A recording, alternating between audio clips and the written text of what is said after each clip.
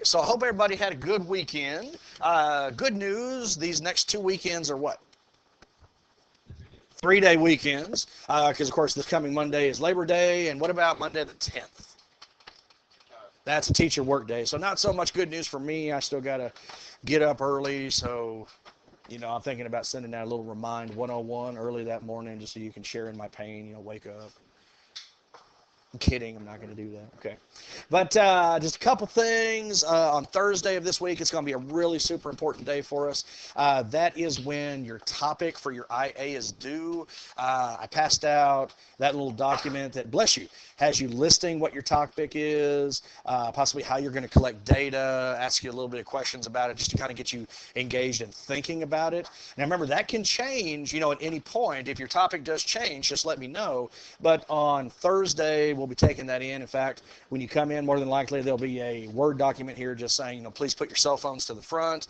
We'll get our test started. If you go ahead and turn in that document, I'll go ahead and start taking a look at it. If you do need another copy, I believe I still have some right over here on the pockets by the front door.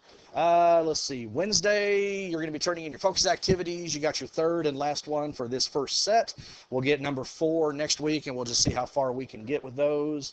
I think that's it. Tomorrow we'll start standard deviation. We should be able to finish up cumulative frequency today, get that all wrapped up. Does anybody have any questions? What's coming up? What's going to be happening? No? Okay, well, let's go ahead and get to it. It says, use technology to construct a frequency histogram for the following table. This data comes from a sample of 20 juvenile lobsters randomly selected from a tank containing several hundred, then estimate the mean length. So if you recall, back in the first lesson, where we're talking about frequency tables and histograms, this is actually a problem that came out of it, and we worked it by hand. I don't think at that point we went ahead and estimated the mean, but let's go ahead. Would you like to do this by hand or just focus strictly on the technology? What would you guys prefer? Let's do it by hand. Wait, can you go over how to do the calculator? Yeah, so I'm going to show you on the calculator, and let's go ahead and do both. Okay, so let's see here. You've got your data divided up into class intervals. Okay, they're only 1 unit apiece, but that's the length of these lobsters. And then what was the frequency again? How many times that happened? So how many times, in this case, we have a length falling into that particular interval. So we have 3 lobsters that are between 3 and 4 units long, whatever unit of measurement we happen to be using. 6 between 4 and 5, and so on.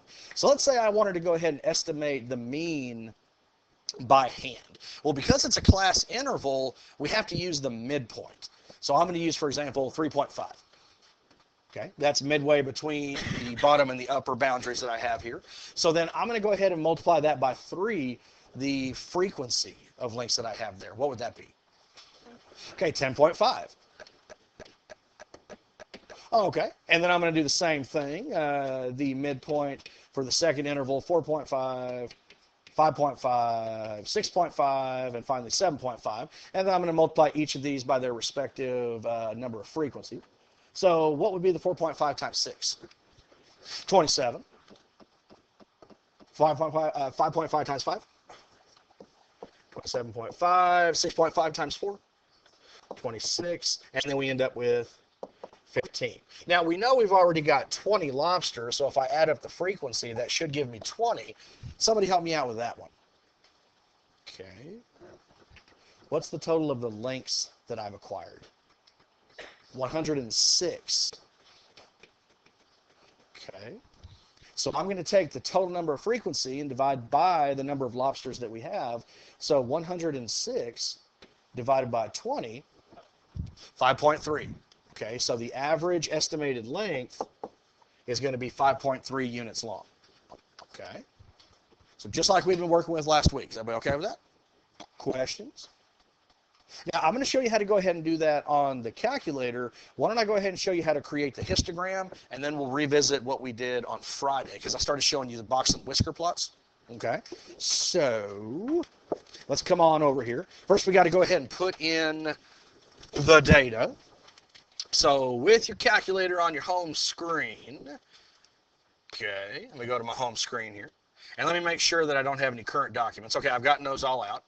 If you do have a current document, just click 4 from your home screen. If a tab comes up, just go ahead and click Control W. Okay, and you don't want to save that, just say no. So we're good to go. All right, so first we have to go ahead and get to the spreadsheet. So you can go ahead and choose this icon down here in the very middle, Lists and Spreadsheets, or you can click number 1, New Document, and choose Lists and Spreadsheets. Completely up to you. So I'm going to go ahead and put in X. That's going to represent my links here. And then let's say FREQ for my frequency. And then there was something about this row here we talked about on Friday. Don't touch it. We want to avoid it. Okay, we're not doing anything here to manipulate cells in a spreadsheet program, so we are not going to put anything in there. So we're going to put in my midpoints for the first column. So 3.5, 4.5, I got a little ahead of myself, 5.5, 6.5, and 7.5. Okay, and then I want to put in the frequencies for each of those. What was the shortcut to get back to the top? If I hit Control 7, it takes me right back up to my first cell here. So I believe it was 3, 6, was it 5? 4, and 2. Would everybody agree? Okay. So, don't need that. So I'm going to go ahead and show you now how to get the frequency histogram. Now remember, that was a bar graph where the bars were going to be of equal width because that's what the class intervals are, but there was something different from a normal bar graph. They're connected. There's no space between them because this is continuous, right? Okay, the first one goes to 4 not included. The next one picks up at 4 included. So from here, just an open cell, I'm going to hit Menu. You're going to go to Data. Okay. Oh, no, Statistics. I'm sorry. Wait. I always forget this. Hang on 1 second. Just did this over. It's Data, and I want to say you're looking for Summary Plot if I'm not mistaken. Let me make sure. Okay, found it. Okay, give me 1 second. Okay, so yeah, Menu, Data, and you want Summary Plot. Okay, I was correct. Okay. So once you're looking at your data, just choose an empty cell. So I'm going to go to Menu, Data, Summary Plot. Now, the first list was what we put in as X. Okay, those are the links. The second one's my frequency. And then here you have a choice. You can either split the page and see the spreadsheet and your graph at the same time, or you can just create a new document. I kind of prefer the new document just so it's all not compressed on your one screen, but if you're okay with that, go ahead and stick with the split page. I'm going to choose a new page and click OK. Now it's going to go ahead and give you a normal bar graph, but we want to go ahead and make that a histogram, just like we talked about. So from here, I'm going to go to Menu, okay, and then you'll notice Plot Properties. Okay, where do you think I'm going to go? Histogram Properties, and we need bin settings, okay, equal bin width, because all of these class intervals are exactly 1 unit long. Okay, so let me get back out of here again. Let me show you how we got there. So from here, once I see this, I'm going to go to Menu, Plot Properties.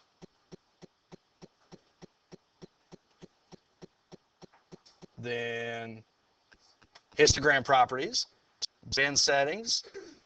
And do I want equal bin or variable bin width? Equal. Okay. Well, my bins are only 1 unit wide. Okay, that's the class interval 3 to 4, 4 to 5, and so forth.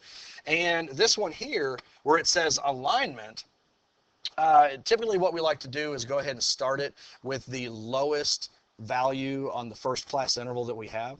So the first class interval ranged from 3 to 4, so I'm going to go ahead and type that in as 3. Then I'm going to click OK, and it creates my histogram for me. Okay. All right. Now, if you go ahead and hover over, like right here, see it tells you your interval is from 3 to 4, and it tells you the frequency at the end of it. And what's really nice, you'll notice it's using the bracket and the parentheses, letting you know which one's included and which one's not. Okay. So I know there are 3 links between 3 and 4, and it just gives you the same data visually as you have in your table. Okay. Is everybody okay with that? Okay. Ma'am, you okay? You got it? Okay. Now, let's go back over here real fast. Now let me go ahead and show you how to go ahead and find the mean. And also we're going to start doing this tomorrow when it comes to standard deviation. We've already been talking about box and whisker plots. But from here, let's go ahead and find all that information. This is very, very useful to us. So I'm going to click menu. Now we go to statistics. Does anybody remember where? Wait, how do we get back to that spreadsheet? Oh, you got these right here. You can click like control and then arrow back and forth. Or you can just go ahead and use your mouse and your touchpad. Okay, a lot of different ways to get back. Okay, but as long as you're on an empty cell back on your spreadsheet. Okay, so I'm going to go to menu. Does anybody remember what we did on Friday to find all that box and whisker information? Okay, we want statistics, stat calculations. Here's a big question. Was this one variable or two? This is one. Even though we've got two columns, it's just one set of data. Because remember, we've divided them into classes and we have the frequency. So one variable statistics. When this box come up, just click OK. And now we want to go ahead and delete that because in the X list, we want to make sure and choose what we titled that first column. And then for the frequency list, same thing. We want to erase that. We want the frequency. And then it's going to go ahead and put all the results in what column for me? D. So now I'm just going to go ahead, click OK, and there we go. Now remember, we just found the mean. We estimated it by hand. What did we get? 5.3. See, that's exactly what it calculated as well because it was using the midpoints what we gave it. Okay. The sum of all my values is 106. Okay. We came across that.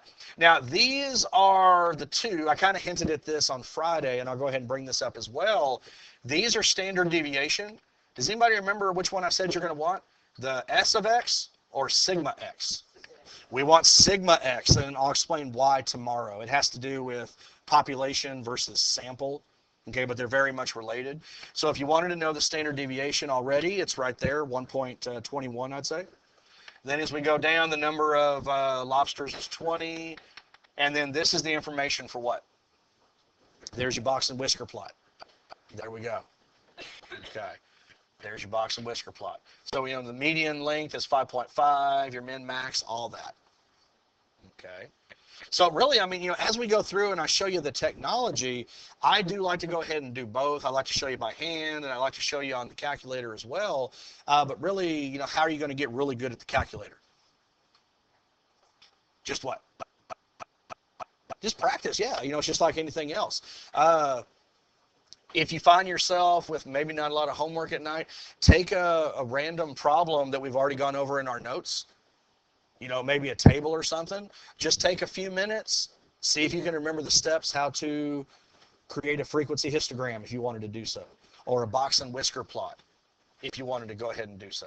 Because will you be allowed the calculator on the paper exams? Yes. So the more comfortable you feel with the technology, guaranteed the better you're going to do on those.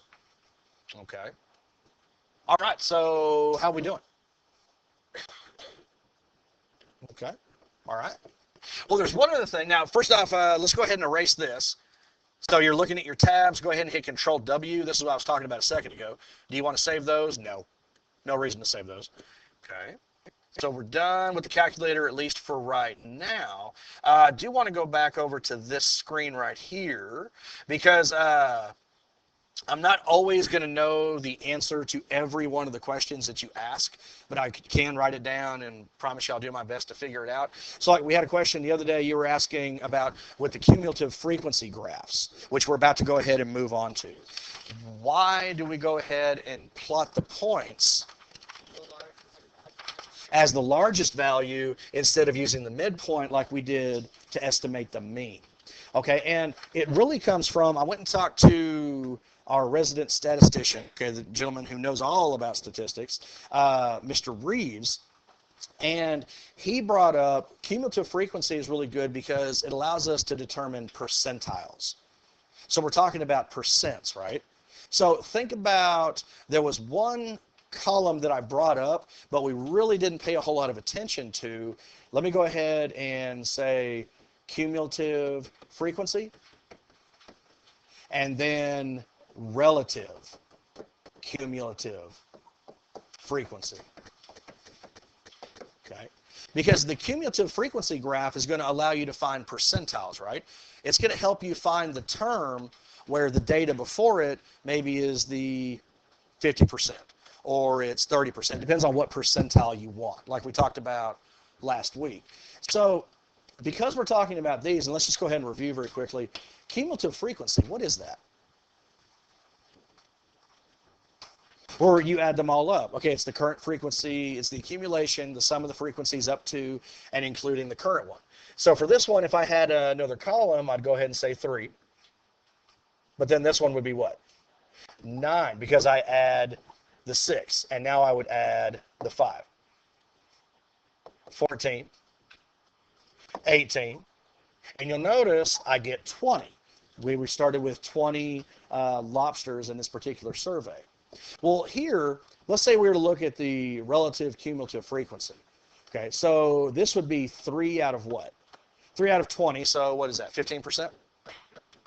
So I'll say 0.15. And then we could have 9 out of, and so on and so forth. But we're talking about percentiles, right? We're talking about percentage. So think about this. Let's go ahead and graph it. The first ordered pair would be 4 and then 3. Okay, but why don't we go ahead and do this as far as the percents go? Let's look at it using the cumulative relative frequency instead of just the cumulative frequency. So if I were to do these in a different,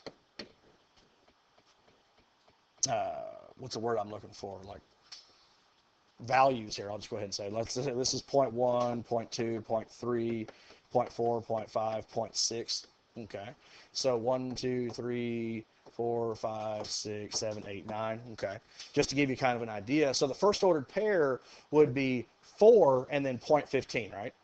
So 4 and then 0.15. We're doing exactly what we would do last week. We're just using the percentage instead of the cumulative frequency. All right, so help me out with this next one. 9/20. Okay, what's that? 0.45, so 45%. So 0.45. Okay, so 1, 2, 3, 4, 5, 6, 7, 8, 9. And we'll go up to 0.45, which would be probably halfway right about here. Okay. Well, remember, we go ahead and start at 0, and we go ahead and draw our curve here that's going to look like a lazy what? You remember I described it the other day as a lazy S. This is your cumulative frequency curve. Well, the reason why we like these particular graphs is because, again, we don't know exactly what the data is. All I know, for example, is that 3 links are going to be between 3 and 4 units long. I know that 6 are between 4 and 5. Okay, so the question was, why do we go ahead and use the upper limit when dealing with the cumulative frequency curves? Well, because the cumulative frequency curves are based on percentages. I could find any percentile that I want using this graph. Okay, if I wanted the 20th percentile, okay, like I want to find the element where all the data below it, if you were to put them in order, okay, 20% of the elements are before it in the set, right? So I would go over here, go straight across, and then go straight down. So according to this, the 20th percentile, 1, 2, 3, 4, looks like it's right about 5. Now, is there going to be a margin of error? Especially since I'm drawing it by hand, yes. But think about it, we're talking about percents, so why would we go ahead and use the upper value? It's because I want to account for all the values in there. I want 100% of that. So you're going to continue to accumulate and go up until you do reach that 1.0. Okay. I don't know if that kind of helps. Does that make it a little better? Okay. All right. All right. So I hope that does. That's what we were talking about the other day. And let's see. Does anybody remember? Oh yes. I'll be with you in just 1 second. Instead of drawing the smooth curve, what if I just connected them with segments? Do you remember what we called it? Ogive. There we go. We called it an ogive curve. Okay, Libby. So you showed us how to do with the red line to get percentage Uh-huh. that equation. So that means that 5 would be the 20th percentile. Yes. So if you're showing us how to do that, could you show us like the equation to get that? Oh, the equation? Yeah, like how to do it on the calculator. Oh yes, we're going to get there. We're going to get there eventually. Once I feel we're comfortable by hand, then we do that stuff. Maybe Okay. you also show us how to do functions, like you did equation. What would that Well, be? there's not really an equation to accompany it. The graph is coming from the data that you have because you're creating the columns, and then you're going to estimate the value based on your graph. So there's really no equations to kind of come from. All right.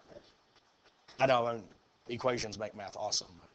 Okay. So I'll tell you what, while we're talking about this, why don't we go ahead and take a look. I believe we're on this one. Okay. So I know we talked the other day about looking at these measures of central tendency. Okay, so if you guys want to come back and revisit those, we absolutely will. But let's go ahead and do another one of these examples. Okay, let's do another cumulative frequency example. Okay, this again kind of walks you through the process. Now remember, I have not shown you how to do a cumulative frequency graph on the calculator yet. Right now we're just doing it by hand. I've shown you how to do frequency table, creating that into a histogram. On the calculator, we just did that. Last week I showed you how to do the box and whisker plots. Okay. So let's see here. We have grouped continuous data. So find the mean and the modal class for the following distribution. Okay. Now this is walking us through by hand. So, why don't we go ahead and do it again, and then if you prefer, we can go ahead and do that on the calculator as well. So here are my score intervals between 1 and 5, 6 and 10, and so on. So I know that 7 people scored between 1 and 5. I know that 12 scored between 6 and 10, and so on.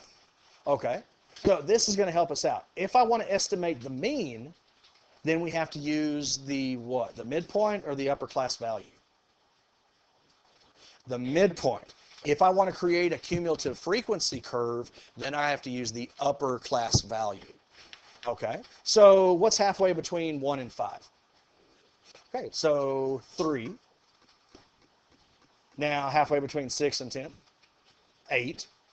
And see, there's going to be a pattern here because these intervals are how long?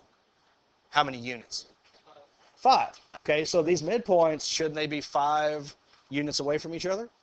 So the next one should be 13, and that's exactly between 11 and 15. And then we should say 18 and, okay, what is it? 23. Perfect. So those are the midpoints of each class interval. So now I'm going to multiply the midpoint by the frequency because that's the number of times that that particular value shows up within that interval. So 7 times 3 is 21. 12 times 8, 96. 10 times 13, 130. Okay. Oh, actually, it's 148. Math humor. Okay. 10 times 18. Yeah, I can tell you. You'll laugh later. Okay. 180. And then let's go ahead and finish up. 11 times 23. Okay. And 253. That is correct. Okay. So what's that total?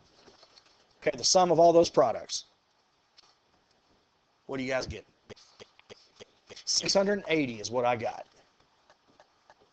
Okay, 680. So how am I going to go ahead and find the mean?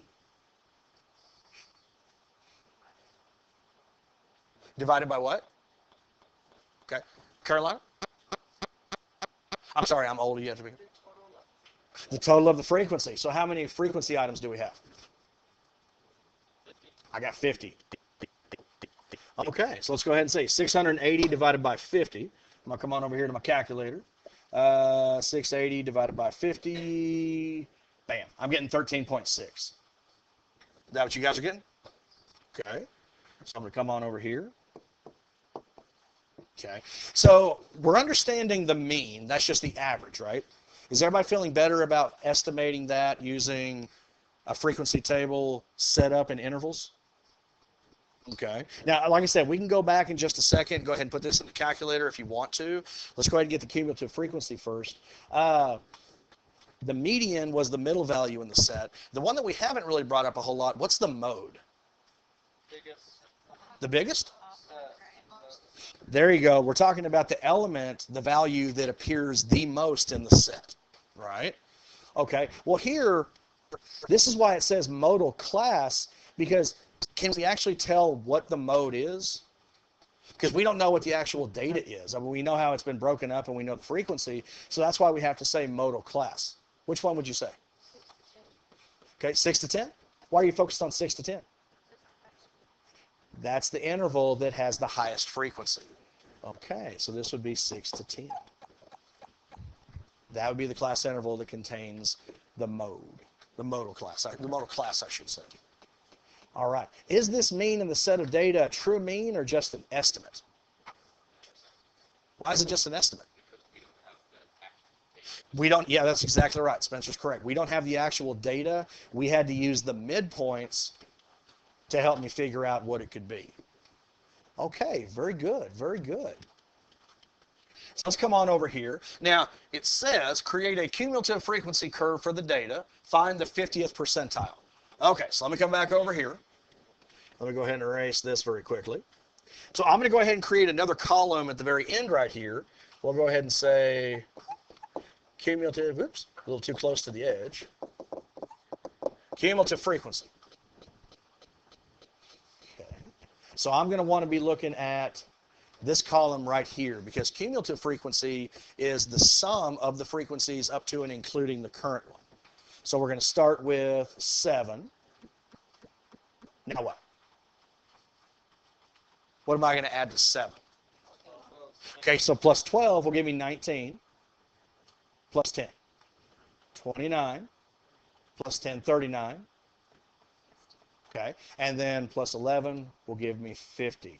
And should that last one always total the number of your frequencies? Yes, that's always going to happen. Okay, so remember how we did this the other day when we were talking about it on, was it Thursday or Friday? Friday? Yeah, because Thursday was just the quiz and the review, right? That's what I thought. So in order to go ahead and graph a cumulative frequency curve, your ordered pair is going to be created using the upper interval value. So for example, the first ordered pair would be 5, and then what? 7. Okay. The y value would be that cumulative frequency column that we just created. So we have 5, 7, and then I'd go 10, 19, and so forth. Okay, so let's see what we got here. So, forgot about my number. So the highest we have to get below is 25, and then the highest we have to get there is 50. So probably count this one by 5s as well. So 5, 10, 15, 20, 25. Okay, 5, 10, 15, 20, 25, 30, 35, 40, 45, and then 50 all the way to the top. Okay. Now what I said the first one was 5 and what? 5 and 7. Okay, so I'm going to go ahead and put a point right there. And I think the next one was 10, 19. Is that right? Okay, so 10, 19. Okay, and you guys tell me what the rest of them are as we go along. So 10, 19 would be right here. 15, 29. So there's 29. 20, and then what? 39. So 39 would be right here for 20. Next up. Okay, 25, 50. That should be the last one. Okay. So I'm going to go ahead and try to draw as smooth a curve as possible through here. There we go. So there's my cumulative frequency curve. Is there anybody who's not understanding how we created it? Okay. Yes, ma'am. You take the largest and The largest value in each interval paired with the cumulative frequency of the same row. Okay. So that's why we had 5, 7, and then we had 10, 19, and then 15, 29, and so on. Okay. All right. So that takes care of the first part where it says create a cumulative frequency curve for the data. Check that off. Now it says find the 50th percentile. Okay. Now remember, these right here, these are going to be your percentiles. Okay, so think about it. We're really looking for what value in the set, if I were to put them in order, every term below it, that would be 50% of the data. So this one, we don't have to do anything fancy. I mean, what's half of 50? 25. Okay, so let me go ahead and get a different color here. Let's go green. So here's 25. This would be the 50th percentile. Okay, so I'm going to go straight across, and as soon as I hit the graph, I'm going to come straight down. Okay. Now, according to my graph, looks like I'm getting 12. Maybe you got 13, but we're really close. Okay. Remember, is this one of those things, and we talked about it the other day, if like on my key I have 12, but you put 13, would it be counted wrong? Yes. I'm kidding. Alejandra did like the slow turn to me like, what you saying? Okay. But no. Remember, I'm going to have, as long as it's in the ballpark, you're going to be okay. Okay. But there we go. Like on this one here, what if I asked you, find me the 70th percentile? What, 70%? Okay, so 70% of 50, so 0.7. Oops, it's not letting me do that. I might have to use mine. Since I used that other color, it might be stuck on that. So I need 0.7 times 50. Okay, so 35, right? Okay. So I'm going to come back over here to my graph. Okay, let's do this in maybe red now. So we just found that 35 would be the 70th, and I just kind of made one up. I mean, for any percentile, that's the percentage you multiply against your total frequency, in this case 50. So I'm going to go straight across. As soon as I hit that graph, I'm going to come straight down. Looks like I'm getting 18. Okay. So that means if I knew what the set of data was, if I were to go ahead and list it, all the way from 1 to 25, all the scores, from 18 below, all of those should represent 70% of the data. That's what we're talking about. How are we doing? Is the homework making a little more sense? Has anybody had the opportunity to take a look at it? Okay, a few folks. When's that due, by the way? Tomorrow. So tomorrow you'll come in. We won't have a focus activity. I'll put the key up. We'll grade it, talk about it, and we'll go ahead and move on to standard deviation. Okay. So it doesn't look like we have a lot of time today. I wish I could give you more time in class, but I'm going to go ahead and let you guys decide what's going to happen. Remember, we did go ahead and skip this because we'd already been talking about it. Mean, median, and mode, okay, for different sets of data. We can either go back and revisit this. I will absolutely do this right now, or we can take the last 11, 12 minutes. You can work on your assignment. You can work together. You can ask me questions. What would you prefer to do? Let's make it democratic. Okay. How many people want to look over the measures of central tendency? Stick with the notes. How many people want to work on the assignment? Okay, let's do it. Okay. All right. I'm going to go ahead and stop this recording.